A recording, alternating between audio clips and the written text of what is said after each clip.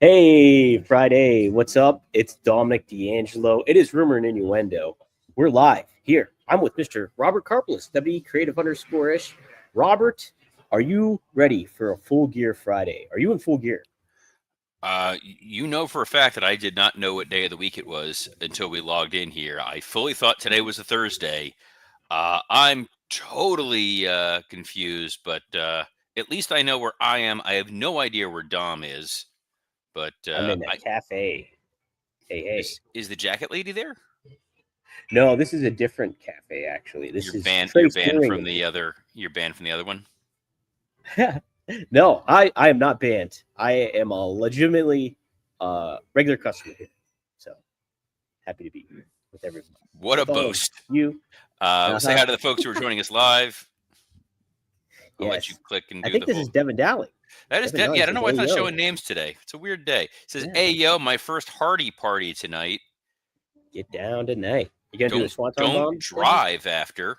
If there's one thing we've learned from Hardy parties in the past, Wrestling Old Head says, "I don't care if Monday's blue, Tuesday's gray, and Wednesday too. Thursday, I don't care about you. It's Friday, R&I." We are so going to get sued for that. That was, we're going to get a copyright flag just because you nailed it perfectly, Robert. I did. Cammy Star says he's locked out again. I am not locked out. I am not No, locked out, he's Jamie. not locked out. He is enjoying the local Pittsburgh cafe scene. Take that, Manhattan. I almost got into a fight with a homeless person near here the other day. How is it your was a brother, fun Marcus? Sorry. What a breeze. Oh, see, this is Jeff Henninger. Yes. Hello, R&I. How crazy if Finn versus Penta, if Penta hits a code breaker and we get Chris Jericho. Wow. Didn't even think about that. Man, I forgot SmackDown was today. Yeah, I was going to say, you know what it was? It's because I looked at the rundown and there was nothing on it other than talking about Full Gear, and my brain went, it must be like Friday. Anyway, Dre Owens at the bottom has the most poignant point, which is, hello, R&I. We got a long ass pay per view tomorrow. I haven't even looked at the full card. Like, I just sent you. It's 13 matches, including the pre-show. And what's amazing is it is probably the least consequential pay-per-view AEW has put out. The matches I was, dude. This is how this show. I don't just say things and expect people to take them as gospel. I quantify. I give examples. So the main event of this show is most likely going to be Hangman Adam Page and Samoa Joe. Yes. We're going to predictions. I don't think either one of us is necessarily predicting that Samoa Joe is going to win the AEW world title. But even if he did, it wouldn't be a significant sea change for the company in the coming weeks and months ahead. There's no other big match of consequence. The matches that are on there are probably going to deliver really good content. But in terms of the, single-handedly changing the face of the wrestling landscape going forward, no. Devin Dowling says, I think Monet versus Statlander is the main event. It is not, because if you listened to super calm and normal human being talking Tony Khan on Ariel Helwani, he said that Hangman Adam Page and Samoa Joe was the main event, because I think that Ariel incorrectly identified the Darby Allin match as the main event. Oh, that's right. He did. See, it's all appears. I don't know what day of the week it is, but you want me to quote chapter and verse a Tony Khan Ariel Helwani interview. I'm your man. You know what I forgot that Ariel Helwani said to Tony Khan that I'm like, wow, that's really mean, was he called him the snowman. Remember that? I forgot about that. Did he? Yeah, he did. That's fantastic. Yeah. He said that, and I was like, man, he's not going to get an interview anymore. And he did. To quote my good friend Bobby Fish, where's the lie? Oh, Bobby Fish. I like Bobby Fish. I like Bobby Fish. Worked with him at BRCW a couple weeks ago. Super pleasant guy. Had dinner with him. Good man. Oh, how about that? Of the members of the Undisputed Era, he's definitely one of them. Did you guys have Fish together? Actually, we did. Now that I think about it, That's really funny. that's funny. Dom, we got about 75 matches to get through, 25 minutes, and there is a dude sitting behind you in a hoodie who probably doesn't want to hear Yeah, he probably does. But let's see. Let's take a look at the card here, Robert. Man, we got a stacked card, big time. How is this not on the main it. Ooh, card? It's Big Boom AJ and QT Marshall, friend of the show, taking on Roppongi Vice, which I didn't know were back all as a friends team. of the show, Uh-huh. QT and Big Boom AJ. Boom. I worked with those gentlemen at BRCW last year. Love those guys. There was a fact that someone told me the other day that was absolutely mind blowing. That Big Boom AJ's pre-show match at the Texas All In was the single most watched match in AEW history. What? The number of views that it got on the YouTube and everything else is like several million views. Like it is huge. They are on there as stalking horse because the hope is that people who are Big Boom AJ fans are going to then see this and tune in to watch Full Gear. And the rest of the wrestling audience was kind of queued up last pay-per-view that there's a possibility of your main event bleeding into starting the show, which was a smart idea then. Hopefully they don't just keep repeating it. Devin Dowling asking the important questions, which is QT just fought Paul Walter Hauser, but now he's a baby face with AJ. What? Devin Dowling does not understand. QT Marshall is our undisputed Lord and Savior, and he can do whatever he damn well pleases. Greatest wrestler of all time. QT is for all the people, Devin Dowling, just so you know. He's not just for the bad guys or the good guys. He's for everyone. Robert, we also have Eddie Kingston and Hook on the preliminary show. That's second time in a row. What's the deal? What's the deal? The deal is these guys need to find a different home. It's so strange the way they've brought back Eddie Kingston and just did nothing with him, then married them to Hangman Adam Page, and now they're dropped onto the pre-show against a mystery tag team, which, in all honesty and transparency, there's a lot of tag teams on this show, and we'll get to that in a minute. There's also Casino Gauntlet Battle Royal, which is going to have surprises. So there's not a surprise team that you're going to bring out to get beat by Eddie Kingston and Hook. So if this winds up being Frat House or JD and JD Drake and whoever. Oh, the Horsemen, the Horse Workmen. The Horse Workmen. Yes. That can't be what they're actually called. That is what they're called. I thought they're the Workhorsemen. That's it. Close. That was close. Best producer in professional wrestling, Dominic D'Angelo. What else we got on this show?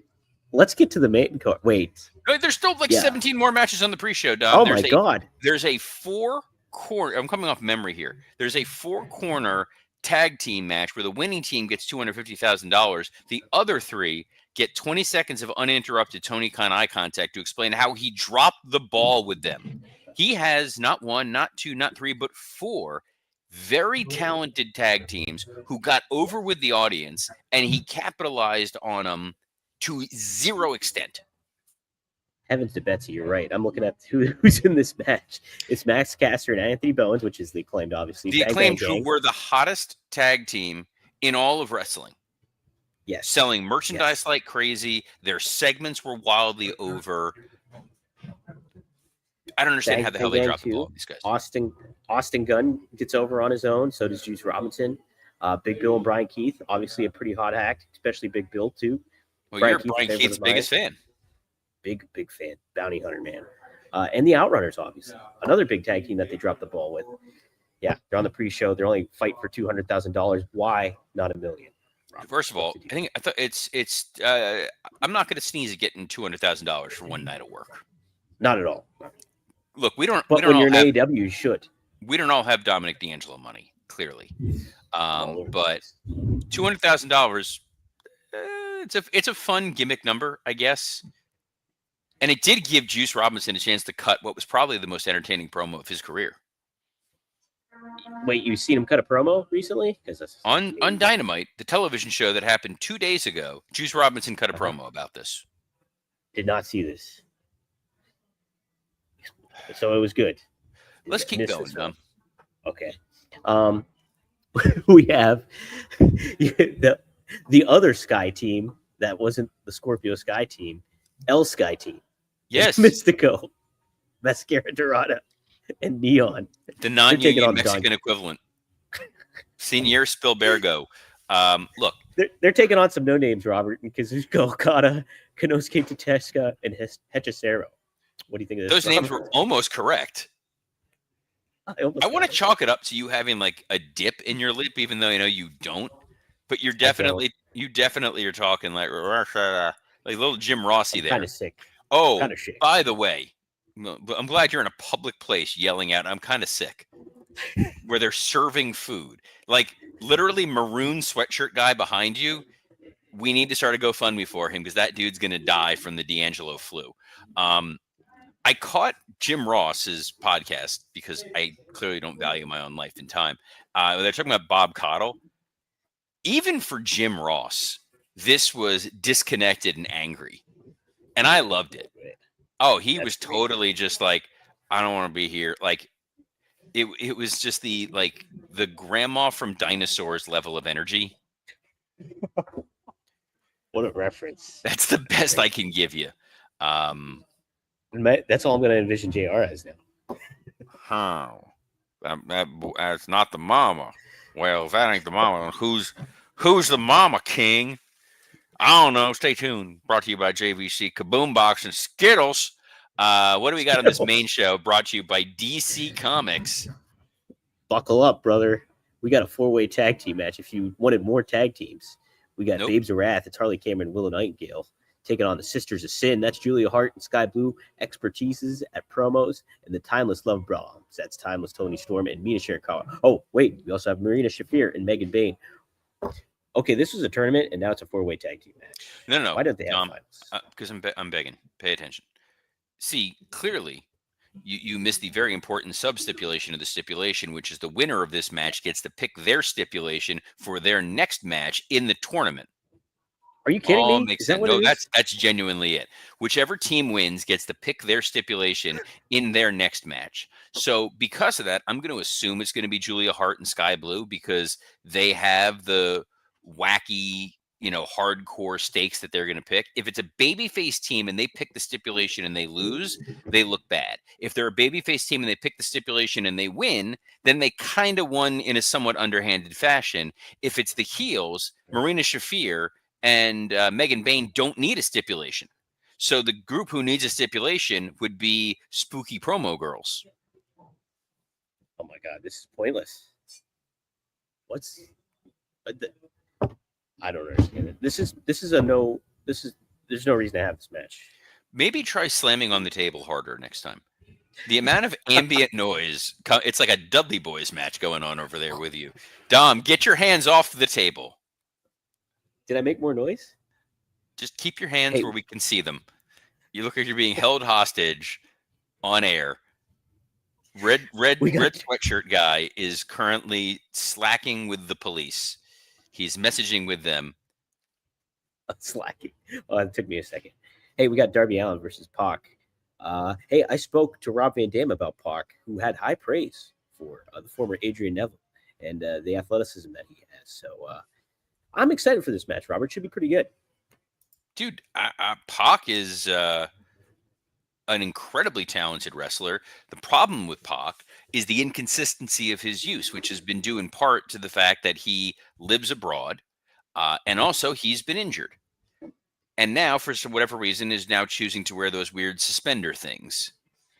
Yes, I kind of like him. He looks like a tiny Eddie Kingston. He looks unique. Alexander Ovechkin. He's tiny Alexander Ovechkin. Ovechkin is scary looking dude. This match also doesn't have much consequence to it because it's a straight up wrestling match. So to settle a guy getting put through a table that was on fire. Didn't they make this no DQ or my mistake? No. I thought they made the whole point of this promo was Pac was saying, it's going to be a wrestling match. It's going to be pinfalls. It's going to be submissions. None of these bloody tables and chairs and guns and knives. Now I can't want to believe dub you take your the Pac voice over impression. Pac's voice. Don't. It's a Like terrible Kai and Liam Neeson. Tai. Like Yes. Kai and Tai. The next match, Robert, we have the TNT Championship. Oh, this is the no disqualification match. It's Kyle Fletcher versus Mark Briscoe. What do you have happen? This is like their fourth match together. This is no DQ. I didn't know that. All right. this It's so if Mark Briscoe loses, he becomes their butler, essentially. Right. There's no reason to take the TNT title off of Kyle Fletcher because I'm worried if they take the title off of Kyle Fletcher, and this is the problem with our friends at AEW, is he doesn't have anything else to do. He's not suddenly going to go after one of the other secondary titles because there's not an elevated secondary title and there's not a lesser secondary title. So Kyle Fletcher winning and retaining and continuing to defend the TNT title against a myriad of opponents makes a lot of sense, whereas Mark Briscoe being forced to be a member of the Don Callis family sets up opportunities and situations for funny backstage vignettes, serious moments where he tries to go interfere and accidentally hooks the wrong guy's leg and then winds up costing a Don Callis guy a match. And eventually, once he breaks free from his chains, babyface Mark Briscoe again. So what you're saying is Mark Briscoe's going to win the match. That's exactly what I'm saying. Mm-hmm. What does Maroon Hoodie think? I like Maroon Hoodie. He has not moved once. Can we get a status of life check on him? It's a cardboard stand-up, Robert. That's why. Dude has not moved. Is he? He looks like a wax statue. He is not. I've not seen his arms move. Is he typing? Is he eating? What is he doing in this cafe? I'm currently in Madame Tussauds area. They just released a Jeff Goldblum wax statue. Did you know that? No, I didn't. They did. It looks great. Jeff saw Goldblum is great in Annie Hall. I love him in Jurassic Park and any Wes Anderson movies. What? Not a Jurassic Park fan. Not even the first one? I just like the first one. That's it. I don't like any of those. Nope. First one was, we have really cool special effects, so we don't really need a plot. Oh, man. I like Jeff Goldblum a lot. The book's great. Read the book, everybody. Dear Lord, dude, keep this thing going. AEW World Tag Team Championship, Brodito. That's Brody King and Bandito. They're the champs. They're taking on FTR. That's Dax Harwood and Cash Wheeler. This now should be a really fun match, Robert.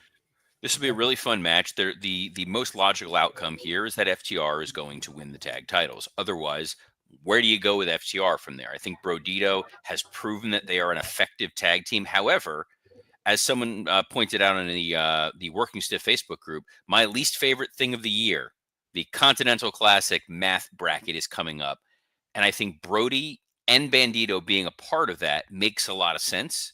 So taking the tag titles off of them here frees them up to do that, or it frees Brody King up to go after the TNT title. And Bandito's the Ring of Honor champion. I think FTR as the tag team champions at this point makes a lot of sense. Yes. Yeah, I'm with you on that one. Yes, should be a very fun match.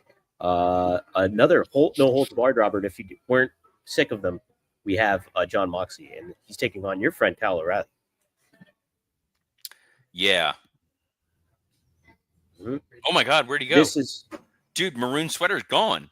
Is he go? Oh, is he behind your shoulder? Oh, he's behind your shoulder. Whew, I got nervous. I thought he got too excited about the idea of Kyle O'Reilly wrestling. Did you say excited? No, I didn't. Don't do it. I think you said it. I'm begging. I'm so excited, and I just can't hide it. Damn it. All right. Hey, let's continue on. Well, no, this angle, you can't tell what finger this is, so I'm not technically violating any YouTube rules. True. Though I just realized what this looks like otherwise. Just to clarify, it is my finger. This was not a lead to a Blue Chew ad. Anyway, Moxley, I would imagine here, maybe, possibly, is where Moxley's going to finally lose, and it matters. We've seen Moxley lose matches, they don't matter. We've seen him win matches, they don't matter. I hate the idea that it's Kyle O'Reilly who's getting this. I don't see the upside in Kyle O'Reilly beyond what they've already used him for, but here's where we are. He clearly has pictures of people. This is just filler matches here. That this four-way tag team match, filler matches. Remember the guy at the beginning of the show who looked a lot like me who said this is such an inconsequential pay-per-view? Yeah. And they're only charging, $40 for this? If you're an HBO Max subscriber. Okay. Or fifth. So yeah, look, this is worth at twice the price. This is worth $100 right there. And you're only paying $49.95 Plus, you get all those free pre-show matches for free. And I believe a cameo appearance from Maroon Hoodie guy. Yes, and Maroon 5 out of the league. AEW Women's World Championship. That is Chris Statlander. She's taking on Mercedes Moné. Is this finally the time where Mercedes Moné wins the biggest title for the women in AEW? By the way, if you do one thing today, go out of your way and hear the clip of Jim Ross talking about this match and forgetting what company he works for, and that you're hyping it because Conrad is trying to. Man, Jim, I'm very excited about is Chris Statlander and Mercedes Moné. Yeah, I don't understand anything about this match. I don't know why they're fighting. I don't get all the belts. I don't buy Chris Statlander. I'm like, did you forget the camera's on, dude? Like, they pay your bills. You have to pretend that you give a damn about this. No, this is not where Mercedes wins the millionth title. Otherwise, why did you just put this title on Chris Statlander? Dang it. I don't like it. It's so bass backwards right there, Robert. Hey, we do have the Casino Gauntlet Battle Royal for the new AEW National Championship. Robert, I actually spoke to Tony Khan yesterday about this match on the media conference call. I asked him, hey, Tony, why so many titles? And he gave a very long answer and said that they have a lot of shows, they have a lot of pay-per-views in comparison to the beginning of AEW when they were in COVID and all that stuff. And so that was his answer. I tried to make a comparison with Bruno Sammartino, who bought a local Pittsburgh promotion. Ace Freeman had a whole bunch of titles in that promotion. Bruno got rid of them. It became more successful. But that was Tony's reasoning for why he has so many titles in AEW and ROH. I didn't know you were on the media call yesterday. I would have watched. Yeah. And he actually called on you? No, yeah, they call on me all the time. I always kind of get a question. And did he give you a damn it, Dom? He could have. He should have. That would have been great. What a great reference that would. That means he would have watched the show. Well, based on some of his booking decisions, it's clear he doesn't. The national title is no different than the what's Okada's title called? So they merged Unified Championship. The unified title. Is that still a thing? Which is the same as the TNT title. I don't understand the purpose of having a third secondary title that has no specific gimmick to it, that has no unique stipulation tied around it. If I were them, like I think I said this before, the TNT title should be a TV title. It's defended every single week on television. Yes. Like Arn Anderson used to have to do, and you go out there and you can use the rules. The old TV title rules weren't great, but it was if you beat him, I think within the first 15 minutes, you could win the title. But if it went past the 15 minutes, you could still win the match, but you don't win the belt. I don't mind that. I don't mind that. I liked it even in TNA. They did it, I believe, with Devon Dudley when he was the TV champion. You just kept having to wrestle guys every single week. It at least gives you a reason for that title to exist. That being said, the person that I would pick, I got two. My regular one, my dark horse one. The regular one, I would say I want to see Ricochet win it. I hate how he was booked on Dynamite this week. I think he needs gold. I think him being the national champion, being flanked by the demand makes a lot of sense. My dark horse pick, this is a first ever champion.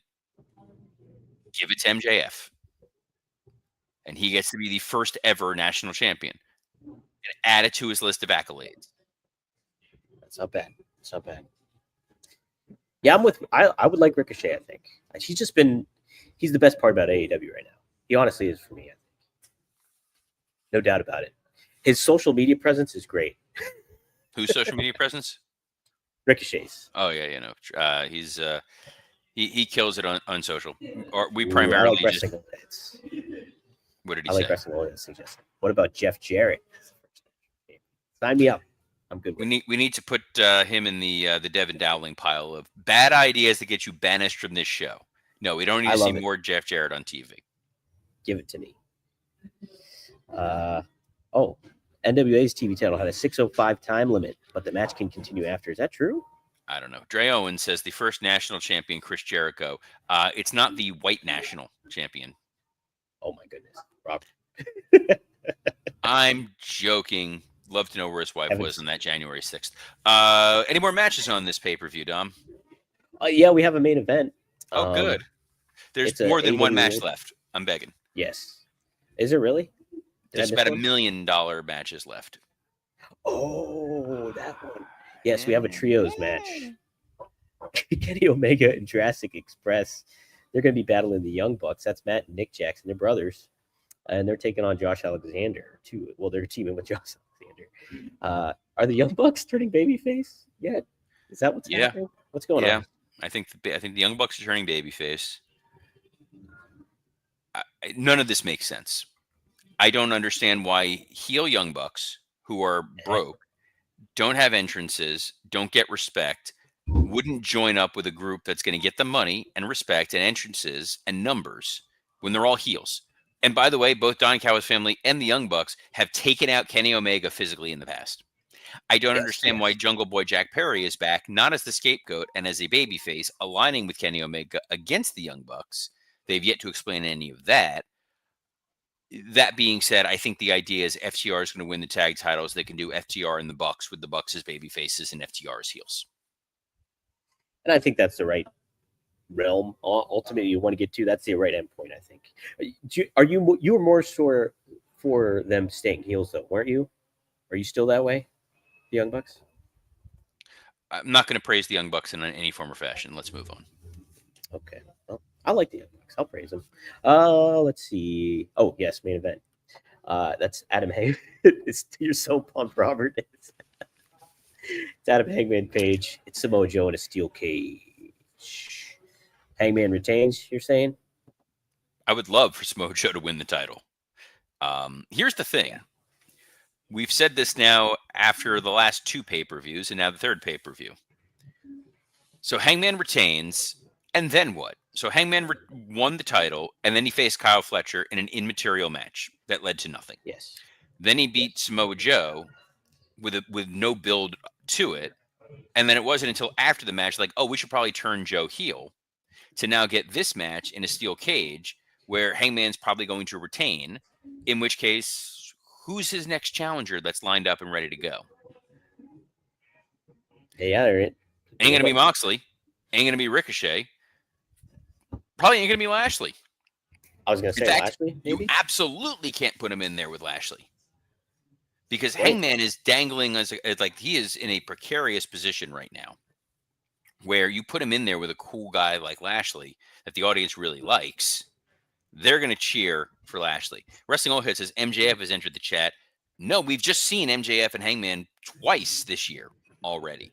There's nothing new or exciting or different other than Max showing up and being like, hey, I have this contract that I'm signing for. Maybe. But that's not, kind of. It's just there's nothing vibrant, new, or exciting about it. It's a little disappointing. But what's not disappointing? Yeah. It's not disappointing, Dom, is the fact that we get to do Rumor and Innuendo every Monday through Friday at noon Eastern.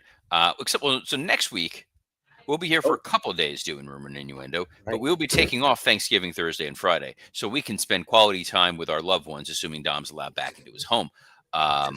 For the D'Angelo clan, are you hosting Thanksgiving this year? No, I'm going to my grandmother's. Cooking anything? Up in Harmony, Pennsylvania. Nope, just mooching. Harmony, Harmony. Pennsylvania.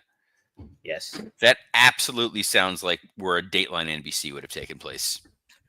Go to There the log is cabin if you ever go. Hey, guess who was through Harmony just this past week? Harley Cameron and RJ City. really How crazy is that? Yes, they were in Pittsburgh, and I saw them at the Arcade Comedy Theater. Like, I saw that they were there, so I messaged RJ City, and I was like, "Hey, you're in Pittsburgh?" He's like, "Yeah, we just went some town through Harmony called Harmony," and I was like, "My grandmother lives there." dude. We got to get RJ on the show. We got to get RJ. I like what RJ does. He's pretty good. Anyway, we have a show. It airs every Monday through Friday at noon Eastern on a plethora of platforms, including the WW Creative _ISH X account, the @Dominic D'Angelo X account, the @SE Scoops X account, and on YouTube on Rumor and Innuendo, ad-free shows, and podcast heat. So on behalf of the man about town, Mr. Dominic D'Angelo, I'm Robert Karpelis. Best of luck in your... Where's the maroon shirt guy? Maroon hoodie guy. Move. There he is. On behalf of the maroon hoodie guy who has still not moved. He's dead. That is a dead body lying in that cafe. On behalf of the corpse of Maroon Hoodie Guy, I'm Robert Karpolis. Best of luck in your future endeavors. I think I'm going to need it. Oh. Shh.